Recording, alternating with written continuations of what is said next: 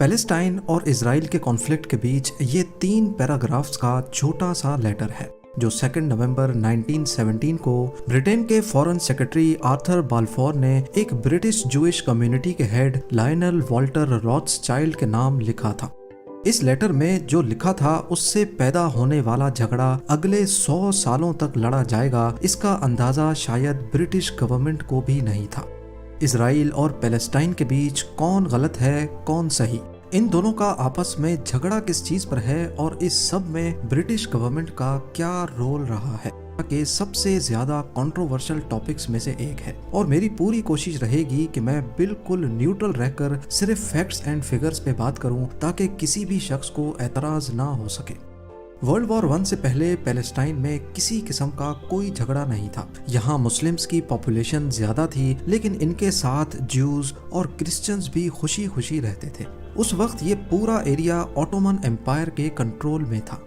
इस मैप पे देखा जाए तो ऑटोमन एम्पायर यूरोप से लेकर नॉर्दर्न अफ्रीका और मिडिल ईस्ट के काफी सारे हिस्से पर भी फैली हुई थी, जिसको सल्तनत उस्मानिया कहा जाता है। कुछ अरब लीडर्स थे जो ऑटोमन एम्पायर के रूल से काफी तंग थे। वो खुद को यहाँ से आजाद करवाना चाहते थे और अपने इस मकसद को पूरा करने के लिए वो ऑटोमन एम्पायर के दुश्मन ब्रिटिशर्स से चोरी छुपे जा मिले। ब्रिटिशर्स ने उनसे वादा किया कि अगर वो जंग में ऑटोमन एम्पायर के खिलाफ उनकी मदद करेंगे तो बदले में उनको आजाद देश दिया जाएगा। ऐसा ही एक वादा ब्रिटिशर्स ने यूरोप में मौजूद जूज से भी किया था। जूज शुरुआत से ही ऐसी कौम रही है जिनका दुनिया में कोई पक्का ठिकाना नहीं था, यानी उनका अपना मुल्क कोई नहीं था। वो जहाँ भी रहते थे माइनॉरिटी कहलाए जाते थे। यूरोप में मौजूद जूज पहले ही काफी मुश्किलात का सामना कर रहे थे। उनको नफरत की निगाह से देखा जाता था और कई मकामात पर उनको कत्ल भी कर दिया जाता था। पर ऐसा क्यों था, इसके पीछे रिलीजियस कॉन्फ्लिक्ट है। कई सदियों से क्रिश्चियंस ये मानते थे कि वो जूज ही थे जिनकी वजह से जीसस क्राइस्ट की मौत हुई थी।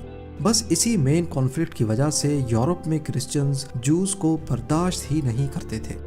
दुनिया भर में फैली जूइश कम्युनिटी का नेटवर्क जैसे आज स्ट्रॉन्ग है, वैसे पहले भी काफी स्ट्रॉन्ग था। वो पैलेस्टाइन में अपने अलग देश पाने की मूवमेंट को ज़ायोनिज्म का नाम देते थे। इस मूवमेंट की शुरुआत 1896 में थियोडोर हर्ट्सल नामी एक जूइश पॉलिटिकल एक्टिविस्ट ने की थी। उन्होंने एक बुक लिखी थी जिसकी इंग्लिश में ट्रांसलेशन जूइश स्टेट बनती है। इसमें भी उन्होंने लिखा था कि यूरोप में मौजूद जूस को अगर सुकून की जिंदगी गुजारनी है तो उनको पैलेस्टाइन में अपना अलग देश बनाना होगा। शुरुआत में कई जूस इस कॉन्सेप्ट के खिलाफ थे। वो कहते थे कि हम एंटी सेमिटिज्म यानी जूस के खिलाफ नफरत की वजह से अपनी कंट्री को क्यों छोड़ें।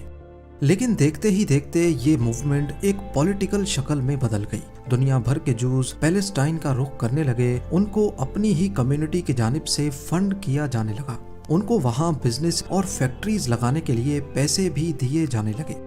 ब्रिटिश गवर्नमेंट ने उनसे यानी यूरोपियन जूस से भी वादा किया था कि वो उनको पैलेस्टाइन में उनकी अपनी कंट्री बनाने का मौका देंगे। फास्ट फॉरवर्ड करके हम चलते हैं 1917 में। वर्ल्ड वॉर 1 चल रही थी जिसमें ऑटोमन एम्पायर को बुरी तरह शिकस्त हो रही थी। 2 नवंबर 1917 को ब्रिटेन के फॉरेन सेक्रेटरी आर्थर बाल्फोर ने एक ब्रिटिश जूइश कम्युनिटी के हेड लायनल वॉल्टर रॉथस्चाइल्ड के नाम एक लेटर लिखा। इस लेटर में लिखा गया था कि ब्रिटिश गवर्नमेंट ने फैसला किया है कि जूज पैलेस्टाइन में आकर अपनी अलग कंट्री बना लें। रॉथस्चाइल्ड को ये यकीन दिलाया गया कि इस काम के लिए ब्रिटिश गवर्नमेंट उनको फुल सपोर्ट करेगी और साथ ही ये भी लिखा गया कि इससे यहाँ पहले से रहने वाले मुस्लिम्स को कोई नुकसान नहीं पहुँचेगा। बाल्फोर के लेटर लिखने के 1 महीने के बाद ब्रिटिश सोल्जर्स आए और उन्होंने पैलेस्टाइन पर कब्जा करके ऑटोमन एम्पायर का 400 साला राज खत्म कर दिया। पर सवाल ये है कि ब्रिटिश गवर्नमेंट जूस को अपनी अलग कंट्री देकर बदले में क्या पाना चाहती थी। असल में ब्रिटिशर्स को सिर्फ एक ही चीज चाहिए कि ऑटोमन एम्पायर के जाने के बाद यहाँ कोई ऐसी स्टेट बने जो फ्यूचर में उनका साथ दे सके, उनका अलाई बनकर। इसीलिए उन्होंने जूस से अलग कंट्री का वादा तो किया था, लेकिन बदले में जूस से भी ये प्रॉमिस लिया था कि वो अपनी अलग कंट्री बनाने के बाद ब्रिटिशर्स का साथ नहीं छोड़ेंगे। پہلے یہ ہوتا تھا کہ جنگ میں جو کنٹری جیت جاتی تھی وہ اگلی کنٹری پر قبضہ کر کے اس پر اپنا راج چلانا شروع کر دیتی تھی، تب تک جب تک وہ خود انڈیپینڈنٹ نہیں ہو جاتے۔ ورلڈ وار 1 میں برٹین کے حصے میں پیلسٹائن آیا تھا۔ انہوں نے وہاں جوئش کالونی بنانے کی بھرپور کوشش کی اور اس میں آگے چل کر کامیاب بھی ہوئے، لیکن پیلسٹائن کے عربز جو آلریڈی وہاں رہتے تھے ان کا ماننا ہے کہ برٹین نے ہم سے ہماری آزادی کے بارے میں ایک بار بھی نہیں پوچھا۔ 1919 میں آرتھر بالفور نے ایک میمورنڈم لکھا تھا جس میں لکھا تھا کہ پیلسٹائن میں پہلے سے رہنے والے عرب سے ان کی مرضی کے بارے میں پوچھنے کی کوئی ضرورت نہیں ہے۔ پیلسٹائن کے عربز کی نظر میں برٹین کا جوز کے لیے بنایا قانون کافی نرم تھا۔ پیلسٹائن میں دنیا بھر سے جوئش امیگرنٹس کے آنے کا سلسلہ شروع ہو گیا۔ انہوں نے وہاں اپنے اسکولز بنائے، فیکٹریز کھولیں اور برٹشرز کی مرضی سے اپنی ایک چھوٹی آرمی بھی بنا دی جس کو ہگانا کہا جاتا ہے۔ پیلسٹائن کے عربز کے پاس یہ سوچنے کے علاوہ اور کوئی آپشن نہیں بچا تھا کہ برٹشرز ہماری آزادی پر تو کوئی کام نہیں کر رہے بلکہ ہماری ہی زمین دوسروں کو دے رہے ہیں۔ کچھ سالوں تک وہ برداشت کرتے رہے، لیکن 1939 میں وہاں کے عربز نے آواز اٹھانا شروع کی، لیکن برٹشرز کے سامنے آواز اٹھانے کا ایک ہی مطلب تھا: غداری۔ پیلسٹائن کے عربز کو ایسا کرنے پر کڑی سزا دی گئی، کئی کو اریسٹ کر لیا گیا، کچھ لیڈرز کو پیلسٹائن سے نکال دیا گیا اور کچھ کو پھانسی دے دی گئی، لیکن پھر بھی پیلسٹائن کے عربز نے اپنی اسٹرائک ختم نہیں کی۔ اس پر برٹش گورنمنٹ نے معاملے کو سلجھانے کے لیے ایک پیل کمیشن بنایا۔ اس کمیشن نے پیلسٹائن میں انریسٹ کا یہ سولوشن نکالا کہ پیلسٹائن کو 2 حصوں میں ڈیوائیڈ کر دینا چاہیے۔ یہ سولوشن بھی پیلسٹائن کے عربز نے قبول نہیں کیا، کیونکہ اصل میں انریسٹ تو تھا ہی اس بات پر کہ پیلسٹائن ڈیوائیڈ کیوں ہو رہا ہے۔ 1939 تک ان کی اسٹرائک برٹش گورنمنٹ کے وائٹ پیپر ریلیز ہونے تک چلتی رہی۔ اس وائٹ پیپر میں برٹش گورنمنٹ نے پیلسٹائن کی پچھلی 20 سالہ سچویشن کو نظر میں رکھتے ہوئے ایک پالیسی پبلش کی تھی۔ اس پالیسی میں سب سے پہلے تو پیل کمیشن کو ریجیکٹ کیا گیا، جس سے عربز کی اسٹرائک ختم ہو گئی۔ اس کے علاوہ پیلسٹائن میں نئے آنے والے جوئش امیگرنٹس پر پابندی لگا دی گئی، اور جو جوز پہلے سے پیلسٹائن میں موجود تھے ان کو عربز کی زمین خریدنے پر بھی روک دیا گیا۔ ساتھ ہی یہ بھی فیصلہ ہوا کہ اگلے 10 سالوں کے اندر پیلسٹائن کو انڈیپینڈنٹ اسٹیٹ بنایا جائے اور وہی جوئش لوگوں کی بھی ہوم کنٹری ہوگی۔ زائونسٹ کے لیے یہ وائٹ پیپر کسی دھوکے سے کم نہیں تھا۔ یہ وائٹ پیپر پہلی بار جوز اور برٹشرز کے درمیان کانفلکٹ پیدا کر گیا۔ انہوں نے وائٹ پیپر ماننے سے انکار کر دیا اور پورے پیلسٹائن میں برٹش گورنمنٹ پر حملے شروع کر دیے، جس میں کئی لوکل پیلسٹینینز بھی مارے گئے۔ یہ حملے کئی مہینے تک چلتے رہے، لیکن پھر کچھ اس سے بھی بڑا ہوا جس نے سب کی اٹینشن گھیر لی۔ 1939 میں ورلڈ وار 2 اسٹارٹ ہو گئی۔ جہاں یہ جنگ دنیا بھر میں 6 کروڑ لوگوں کی جان لے گئی، وہیں ہٹلر نے اپنے ڈیتھ کیمپس میں 60 لاکھ یورپین جوز کو بے دردی سے قتل کر دیا۔ اس واقعے کو ہولوکاسٹ کہا جاتا ہے۔ 1941 اور 1945 کے درمیان یورپ میں رہنے والے 66% جوز کو ہٹلر نے مار دیا تھا۔ بچنے والے جوز کے پاس پیلسٹائن جانے کے علاوہ اور کوئی آپشن نہیں بچا تھا، کیونکہ ایک تو یہ ان کے لیے بہت ہولی پلیس تھی اور دوسرا وہاں جوئش کمیونٹی پہلے سے آباد تھی۔ انہوں نے وہاں برٹشرز کی طرف سے لگائی گئی امیگریشن کی لمٹ کے باوجود بھی پیلسٹائن مائیگریٹ کرنا شروع کر دیا، پر پیلسٹائن میں بھی حالات کہاں ٹھیک تھے۔ وہاں وائٹ پیپر کے خلاف ابھی تک زائونسٹ برٹشرز کے خلاف لڑ رہے تھے۔ ورلڈ وار 2 کے بعد برٹشرز اب تھک چکے تھے اور ان میں اب ہمت نہیں تھی کہ پیلسٹائن میں زائونسٹ کے خلاف بھی لڑیں، لہٰذا 1947 میں انہوں نے یہاں سے نکلنے کا فیصلہ کیا اور پیلسٹائن میں اپنا پھیلایا ہوا رائتا انہوں نے یونائٹڈ نیشنز کے گلے میں ڈال دیا کہ اب تم اس مسئلے کا کوئی سولوشن نکال لو۔ اس وقت پیلسٹائن میں جوز کی تعداد 6,30,000 تھی، جبکہ 1,43,000 کرسچنز اور 11,81,000 مسلمز تھے۔ یہ فگرز ایک اٹیلین جوئش ڈیموگرافر سرگیو ڈیلا نے ہی دیے تھے۔ دیکھا جائے تو اس وقت یہاں مسلم پاپولیشن کلیئرلی جیوز سے ڈبل تھی، لیکن یونائٹڈ نیشنز نے پیلسٹائن کے پارٹیشن پلان میں 55% زمین جوز کو دینے کا پروپوزل دیا۔ यूनाइटेड नेशन जनरल असेंबली में इस प्रपोजल को 72% वोट्स मिले और ये फाइनल कर दिया गया कि पैलेस्टाइन का 55% लैंड जूस को मिलेगा। जबकि यूनाइटेड नेशंस ने आज तक कभी भी इसकी एक्सप्लेनेशन नहीं दी कि सिर्फ 30% जूस को 55% लैंड कैसे दे दिया गया। उस वक्त यूएन की असेंबली में इंडिया की भी प्रेजेंस थी और इंडिया ने भी इस फैसले के खिलाफ वोट डाला था। उस वक्त के पीएम जवाहरलाल नेहरू ने यूएन के फैसले के खिलाफ काफी आवाज उठाई थी और कहा था कि यूएन के इंडियन एम्बेसडर को ज़ायोनिस्ट की तरफ से रिश्वत ऑफर की गई थी कि वो उनके हक में वोट डालें।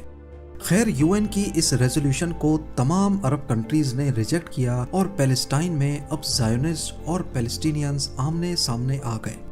दोनों तरफ से एक दूसरे पर वार किए जाने लगे, लेकिन ऑब्वियसली जूस की मिलिट्री काफी स्ट्रॉन्ग थी तो पैलेस्टीनियंस उनका मुकाबला नहीं कर सके। 14 मई 1948 को डेविड बेन गोरियन ने ऑफिशियली स्टेट ऑफ इजराइल बनाने का ऐलान कर दिया। वो इजराइल के पहले पीएम बन चुके थे। 1948 में तमाम नेबरिंग अरब कंट्रीज ने मिलकर इजराइल पर हमला करने का फैसला किया, क्योंकि एक तो उन्होंने पहले ही यूएन में इसके खिलाफ वोट किया था, दूसरा उनकी नज़र में ये ब्रिटिशर्स का नया तरीका है हमारे मुल्क पर कब्जा जमाए रखने का। ये पहली अरब इजराइल वॉर थी जिसमें 5 अरब कंट्रीज एक छोटे से इजराइल पर हमला करती हैं, जिसको बने अभी चंद महीने ही गुजरे हैं। लेकिन इजराइल को वेस्टर्न कंट्रीज की सपोर्ट हासिल थी और हकीकत में उनके पास काफ़ी स्ट्रॉन्ग मिलिट्री भी थी, लिहाजा अकेले इजराइल ने 5 अरब कंट्रीज को शिकस्त दे दी। जंग खत्म होने के बाद यूएन ने जो पैलेस्टाइन के लिए एरियाज चुने थे, अब इजराइल उन पर भी कब्जा करके बैठ गया। वेस्ट बैंक जॉर्डन के कब्जे में आ जाता है और गाजा स्ट्रिप इजिप्ट के कंट्रोल में। 1967 में एक और अरब इजराइल जंग होती है, जिसमें इजराइल न सिर्फ वेस्ट बैंक बल्कि गाजा स्ट्रिप और इजिप्ट के पूरे साइनाई पेनिनसुला पर भी कब्जा कर लेता है। इस सब के बीच पैलेस्टाइन के लोग अपना खुद का मुल्क बनाना चाहते हैं। इसी मकसद से उन्होंने अपनी एक अलग ऑर्गेनाइजेशन बनाई जिसको PLO यानी पैलेस्टाइन लिबरेशन ऑर्गेनाइजेशन का नाम दिया। शुरू में ये हथियार उठाकर फोर्सफुली अपना अलग मुल्क पाने की कोशिश करते हैं। अपनी आवाज उठाने के लिए PLO ने कई प्लेन्स और शिप्स भी हाईजैक किए।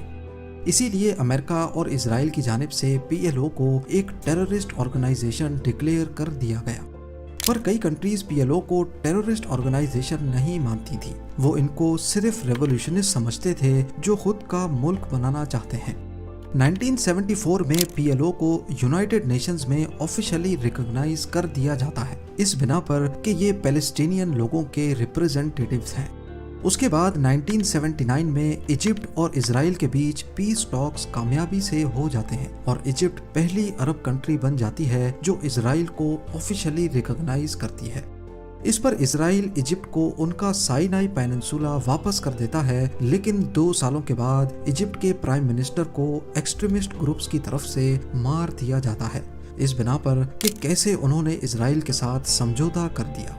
इतने अरसे तक वेस्ट बैंक पर इजरायली ऑक्यूपेशन की वजह से काफी सारे जूस वहां पर भी अपने घर बनाना शुरू कर देते हैं, लेकिन इंटरनेशनल कम्युनिटी इस पर एतराज करती है क्योंकि ये असल में 1947 यूनाइटेड नेशन के पार्टीशन प्लान के खिलाफ था। वेस्ट बैंक का एरिया असल में पैलेस्टाइन के लिए रखा गया था, लेकिन इजराइल ने वहां पर भी कब्जा करके वहां अपने लोगों को बसाना शुरू कर दिया। 1992 में एक बार फिर से इजराइल और PLO के दरमियान पीस टॉक्स होते हैं। PLO के लीडर यासिर अराफात भी इजराइल को रिकॉग्नाइज करते हैं और इजरायली PM यित्ज़हक रबीन भी PLO को रिकॉग्नाइज करके ये तस्लीम करते हैं कि PLO टेररिस्ट ऑर्गेनाइजेशन नहीं है। इस दौरान PLO भी स्प्लिट हो जाती है। उनका एक दूसरा विंग जो चाहता है कि इजराइल से किसी तरह का भी समझौता ना किया जाए, वो बन जाता है जिसको आज हम हमास के नाम से जानते हैं। दूसरी तरफ इजराइल का एक्सट्रीमिस्ट ग्रुप भी अपने PM के खिलाफ जाकर ये कहता है कि पैलेस्टाइन के साथ कोई कॉम्प्रोमाइज नहीं करना चाहिए, लेकिन इससे पीस टॉक्स को कोई फर्क नहीं पड़ता। PLO और इजराइल पहली बार आमने सामने आकर इस मसले को सुलझाने की कोशिश करते हैं, पर मसला ये था कि वेस्ट बैंक में ऑलरेडी काफी इजरायली अपने घर बना चुके हैं, वो भी इजरायली गवर्नमेंट की मर्जी से। तो सॉल्यूशन ये निकाला गया कि वेस्ट बैंक को 3 हिस्सों में डिवाइड किया जाएगा, ए, बी और सी।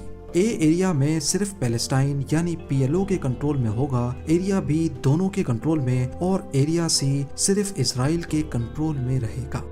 यानी 1947 में बनाया गया यूनाइटेड नेशन का पार्टीशन प्लान यहाँ दूर दूर तक नजर नहीं आ रहा था। पैलेस्टाइन को सिर्फ वेस्ट बैंक में गिने चुने टुकड़े ही मिल पाते हैं जहां वो अपनी गवर्नमेंट चला सके। खैर PLO ने इसको भी एक्सेप्ट कर लिया, लेकिन फिर 1995 में अचानक कुछ ऐसा हुआ जिसने सारे पीस टॉक्स की धज्जियां बिखेर दी। जूइश एक्सट्रीमिस्ट ग्रुप ने अपने ही प्राइम मिनिस्टर का कत्ल कर दिया। वो किसी भी कीमत पर ये नहीं चाहते थे कि वेस्ट बैंक के आसपास भी कोई पैलेस्टीनियन बसे। 1996 में पैलेस्टाइन के पहले इलेक्शन होते हैं और पैलेस्टाइन की पहली गवर्नमेंट बनती है, लेकिन हमास जो कि पैलेस्टाइन का मिलिटेंट विंग है वो इस बात से खुश नहीं होता और इलेक्शन से बायकॉट कर देता है। ना सिर्फ इतना बल्कि वो इजराइल में कई सुइसाइड बॉम्ब्स भी करवाता है, जिससे इजराइल और पैलेस्टीनियन लोगों के बीच पहले से नफरत काफी हद तक बढ़ जाती है। इस वाक़े के बाद इन दोनों के क्लैशेस आपस में होते रहते हैं। इससे बचने के लिए इजराइल ने वेस्ट बैंक में अपनी सेटलमेंट्स के इर्द गिर्द कंक्रीट वॉल खड़ी कर दी, जिससे पैलेस्टीनियंस का रहना और ज्यादा मुश्किल हो गया। फिर 2006 में पैलेस्टाइन में दोबारा इलेक्शन होते हैं और अब की बार हमास जीत जाता है। इससे PLO की पार्टी फतेह और हमास के बीच एक सिविल वॉर छिड़ जाती है और पैलेस्टाइन 2 टुकड़ों में बंट जाता है। आज गाजा स्ट्रिप पर हमास का होल्ड है और वेस्ट बैंक में छोटे छोटे टुकड़ों में PLO यानी फातेह की गवर्नमेंट है। ज्यादातर जो इजराइल और हमास की झड़पें होती हैं उनमें इसी गाजा स्ट्रिप से इजराइल पर रॉकेट्स फायर किए जाते हैं। इसी वजह से इजराइल ने गाजा स्ट्रिप के गिर्द घेरा तंग करके एक बहुत बड़ी फेंस खड़ी कर दी है। आज हर दूसरे तीसरे साल हमास और इजराइल की जंग दोबारा शिद्दत इख्तियार कर लेती है। पिछली बार 2021 में ऐसा हुआ था और अब 7 अक्टूबर 2023 को हमास ने इजराइल पर 5000 से ज्यादा रॉकेट्स फायर किए। ये था इजराइल और पैलेस्टाइन का वो कॉन्फ्लिक्ट जो पिछले 100 सालों से शक्लें बदल बदल कर आज तक अपनी मौजूदगी का एहसास दिलाता है। मैंने इस टॉपिक को बड़ी एहतियात से किसी भी रिलीजन को टारगेट किए बगैर सिर्फ फैक्ट्स एंड फिगर्स के जरिए कवर करने की कोशिश की है। आपके इस टॉपिक के बारे में क्या राय है मुझे कमेंट सेक्शन में जरूर बताइएगा। मिलते हैं अगली शानदार वीडियो में।